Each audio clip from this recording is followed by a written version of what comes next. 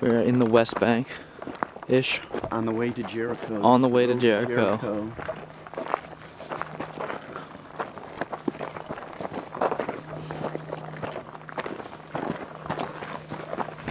Oh, is that Jerusalem up there? Yeah, I'll explain. That's in the mud. Should have worn my sandals.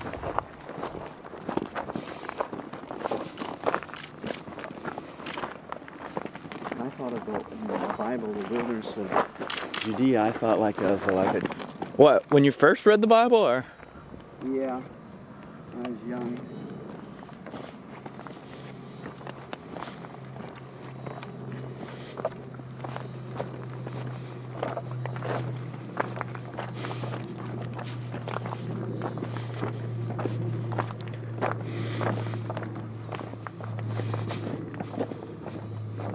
Abby.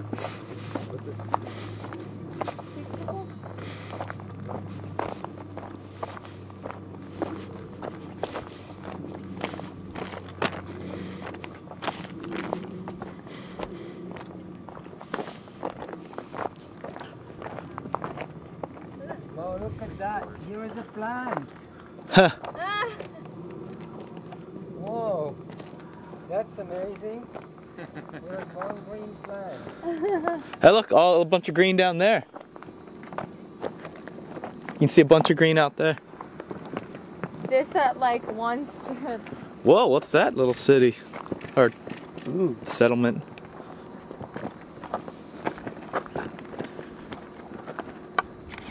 What's the name of that down there? That's St. George Monastery. St. George.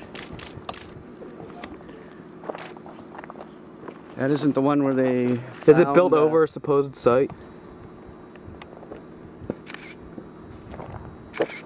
Yeah. So I can explain this a little bit. If you look up through the crack up here, and the ridge line that you can see, do you see that? That's the Mount of Olives.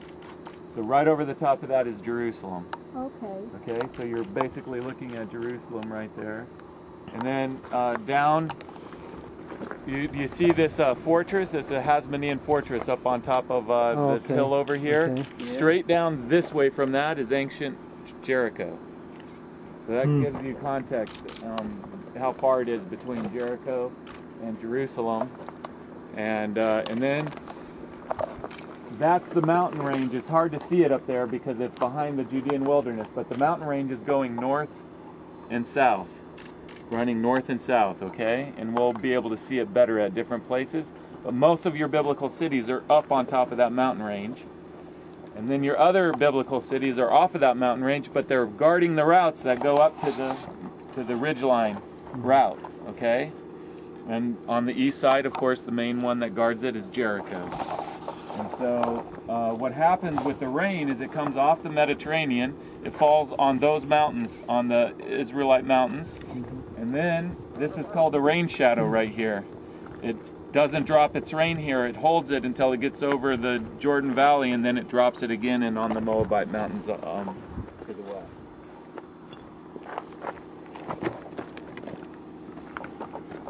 And the Judean Wilderness is, of course, where you run if somebody's after you. So that's why David ran into the Judean Wilderness when Saul was after him. And that's why Jesus came out here for solitude, to get away from everybody. Wilderness means not just desert, it just means nobody lives here. And it's a place of solitude and extreme isolation as it is. And there are the caves where he hid. Yes, yes. Yeah, because they were fleeing, and in that time period, they were fleeing Jerusalem because of the Roman destruction of Jerusalem. And so this is where you run. You don't run down the ridge line, they'll find you if you run down the ridge line. You run off into the wilderness, off into here. That's an aqueduct system coming down through here. And it was put in by the Hasmoneans. Are you familiar with who the Hasmoneans are? No, the Hasmoneans are they're the Jewish revolt against the Greek Empire, Right. and they won their independence for the Maccabees. Yes, they won their independence for about 102 years, And they're the ones who really started developing the aqueduct system, and then Herod the Great conquered the Hasmoneans, and he developed the aqueduct system further. But this aqueduct is has been here since ancient times, and it's the reason why down below the ancient site of Jericho, meaning the time of Joshua and before that and so forth, is in a different place than the New Testament.